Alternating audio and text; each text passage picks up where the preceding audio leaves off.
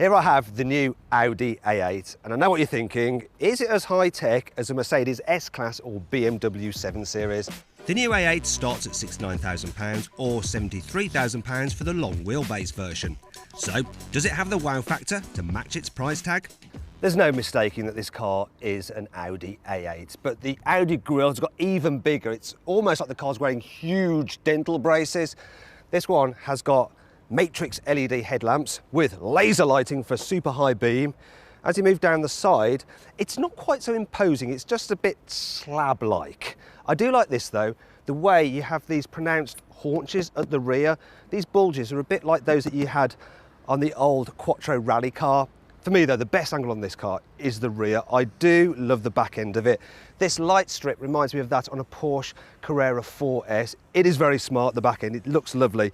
What I'm not so keen on though is this. Look, the fake exhaust pipes. Look, what's that all about? Now, what do you think about the design?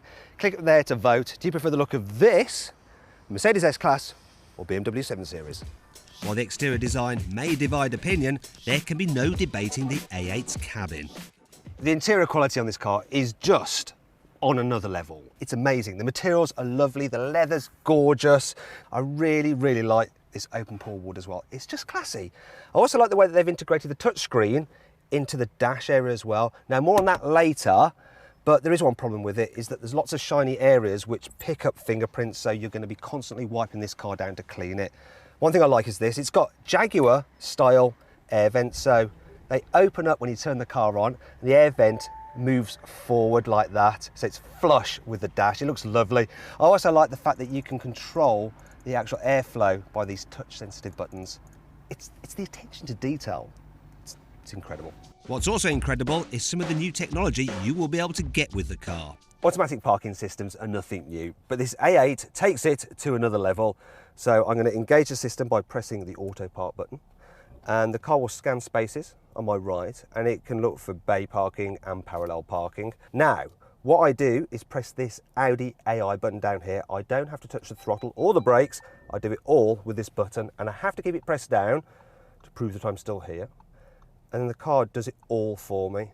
So the steering, of course, like in current systems, but like I say, the throttle and the brakes, that's all done by the car. And it's a bit weird seeing it approach a pillar and automatically brake and then maneuver, and again, this is weird. This is weird. It's a bit disconcerting. You're going to get used to it, but at first, just trusting the car that it's not going to crash is interesting. And then I just release the button and we're all good. But it gets better. You don't even have to be in the new A8 to park it. So with the BMW 7 Series, you can park the car remotely using a key. With the Audi A8, I can do it with my mobile phone. So it'll just steer it nicely into this space here, and it can even deal with awkward angles. Look at that. It's just driving into the gap. It's dead easy, look at that. The new A8 is also able to drive itself at speeds of up to 37 miles an hour on a dual carriageway without you needing to keep your hands on the wheel. Though this feature will only be enabled where it's legal to do this, i.e. not in the UK for now. However, there are some other comfort boosting technologies us Brits can enjoy. If you have a car fitted with the active suspension, it has a predictive element, so a camera can read the road ahead and it will lift the car up before you get to a bump to smooth it out. So you can turn it off and on. I'm going to try the car first without the system on. So driver, off you go. So the first bump is like a manhole cover. I'm also recording the vibrations on my phone. So that's the first bump. Wasn't too bad. Now the second bump, which is like a speed hump, it's comfy, but you do feel it. So let's see what reading I got. So that was a maximum of 5.5 on my special vibrometer scale and an average of 2.8. So fairly comfy, but now we're going to try it with a predictive feature on, so the camera will spot those bumps and prepare the car. It will lift it up before we hit them. Here we go. So the smaller bump, like a manhole cover.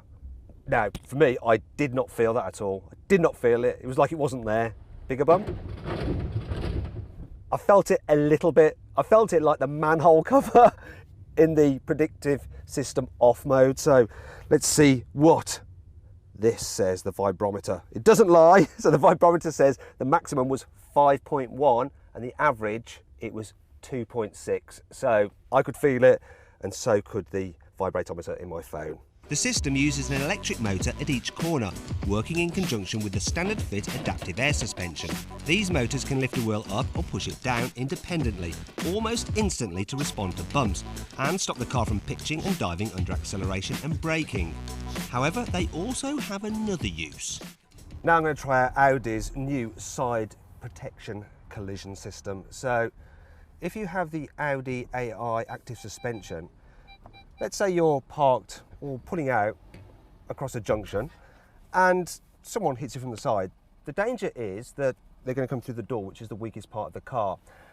But this car has a special trick up its sleeve. So let's start the pretend collision. I've got this yellow block of foam that's going to come towards me.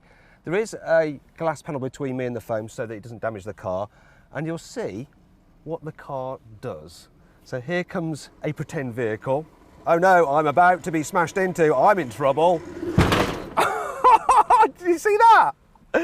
So what the car did, it instantly jacked up the suspension on the side. So if that was a car, it would have hit the sill, not the door, and the sill is much stronger, so that protects you a lot better. Now, one of the problems with driving such a huge car, such as this, especially if you've got the long wheelbase version, is low speed manoeuvrability. So I'm driving a course here, which is fairly tight, and you can probably notice that I'm doing quite a bit of wheel twirling, especially to get it round 90-degree bends such as this. And where's the cones? Don't want to scrape the side on a cone. Obviously the power steering's nice and light, but I'm still having to move my arms about quite a lot. There's obviously disadvantages with having something quite so big as this, especially when you have to do a U-turn like this. So no, can't get around there. Gonna have to do a little bit of a manoeuvre. Yes, it's not so dignified when this is supposed to be a very dignified car. But Audi has a solution. So you can get the active dynamic steering, and what that does is make this car drive like it's much smaller. So we're just going to engage it now to compare the difference. So the way it works is that you actually have the steering decoupled from the actual front wheels, and so they can turn a lot more and a lot faster. At the rear, you've got rear wheel steering as well, so it can make the car turn much tighter. So into the first bend, I mean, already I can notice that it's just, look at this. I'm going around the same course, and it's as though the car has just shrunk. It's like I'm driving something like a small family hatchback, not a big limousine. Look at this. This was a really annoying turn earlier. Look at that. It's just so easy. I must say, feels a little bit weird, maybe slightly artificial feeling. Now this is the chicane part, which was a nightmare. Look, look at that. That is effortless. Absolutely effortless. Now the real test is going to be this manoeuvre, the U-turn. Now, can I do it in one go? If I can do it in one go, I would definitely have this option. Come on, car. I'm like a London taxi cab. Look at that, it went round. I'm amazed. Now this system, you can't turn it off and on. If you buy it, it's on all the time. We're just able to turn it off and on for this demonstration. Needless to say, most of this cool technology is optional. Still, the A8 does have more standard kit than its rivals, but it's not all perfect. There are a few areas where the Audi A8 isn't quite as impressive as its competitors. Boot volume, okay, so it's large enough, but it's just a few litres down of that you get with the BMW 7 Series and the Mercedes S-Class.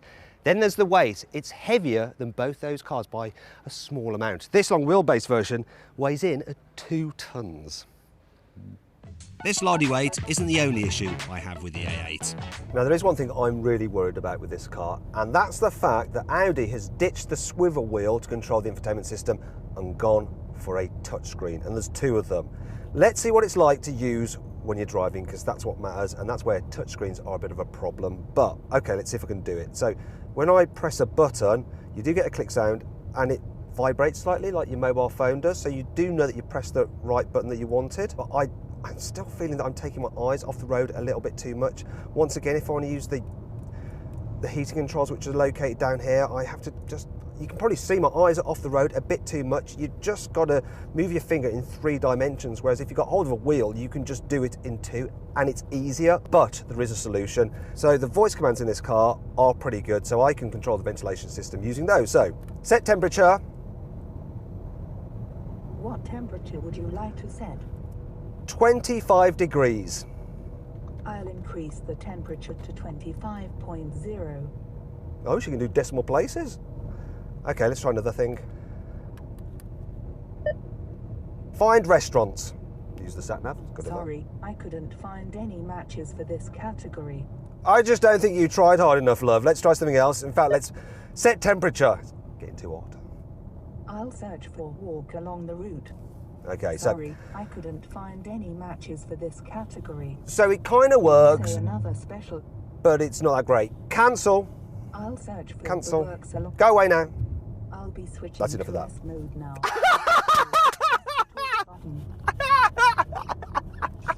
You can't stay mad at the new A8 for long though, as there's just so much to like about it. Now, while this car is supposed to be all about comfort, there may be the odd occasion where you have to whisk your VIP away from a dangerous situation. Maybe you're in the remake of Ronin. So how does this car handle some bends at quite a respectable speed? So, will it fall over? No. Looks like it does all right. It's a big old thing, quite heavy, but that active suspension props up the corners of the car so it doesn't roll too much. I mean, look at this. And of course, you've got quattro all-wheel drive, laying that power down. It's no sports car, but it's no big barge either.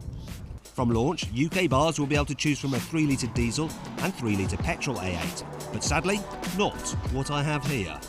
The car I'm driving here is the 4-litre turbocharged V8. It's got 460 horsepower, and it feels pretty quick, but I want to see just how quick it is at accelerating, so I'm going to put it into dynamic mode. There we go, and just pull up. And then I'm going to launch it. See how long it takes me to get to 100 kilometers an hour, or so, almost 60 miles an hour. So go. It's pretty quick.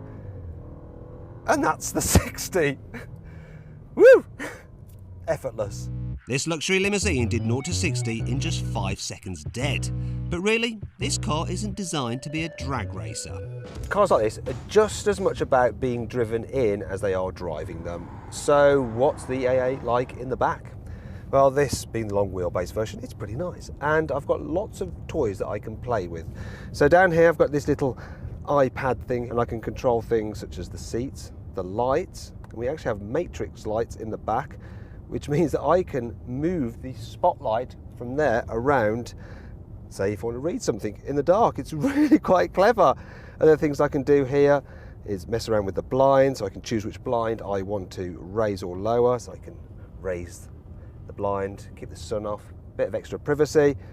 Other things you can do is work the media system, the TV and stuff, and if I wanted to, I can actually remove this little tablet or put it back. You can also use these screens here. As you can see, I can swipe between different menus. Come on. And there's the sat nav as well. But what about the comfort? Well, yeah, it's super luxurious and just so quiet. You've obviously got acoustic glass, and the seats are lovely, and I can recline them, get myself as comfortable as possible. And this is comfy. This is the long wheelbase car, and it's comfy, but I feel like I want to stretch out more. Well, I can. I can press this and go full first class mode. So that seat's moving forward. This one's getting into a nice position. And then the headrest is dropping down. Seat's moving out of the way. And the next bit you're gonna love. I need somewhere for my feet. This will be just about perfect. Ah, look at that. Take me home, James. Well, Jack. In fact, let's go to the McDonald's, I'm hungry. This particular car's all-wheel steering really helped it navigate the narrow drive-through lane, but it wasn't all plain sailing. Okay, now I've spotted a bit of a problem. I'm gonna have to clamber across, and this thing in the middle makes it a bit awkward. Hello? Hola. Hola. Can I order a chicken Caesar salad and a Diet Coke, please?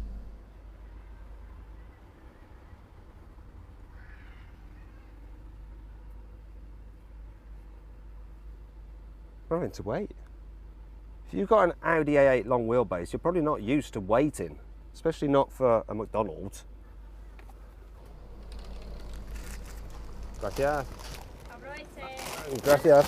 Oh. Yeah. Yes. Right. That's enough of that. So, yeah. Ah. Now you might be wondering why the heck I bought a salad of all things from McDonald's. Well, while this car may be bought by a fat cat, I don't want to end up a fat Matt. Ha ha ha ha ha. Well, I spent a day with the new Audi A8 and I've been blown away by its comfort, its luxury and its technology. Has it got what it takes to beat a 7 Series and an S-Class? Well, my first impressions are, yes, it has. I think it could well be the ultimate luxury limousine. Now, if you click up there, you can go to carwow.co.uk to compare offers on the new A8 or any car for that matter. Also, please like, share and subscribe to this channel. And don't forget, click on the video windows to watch more of our content.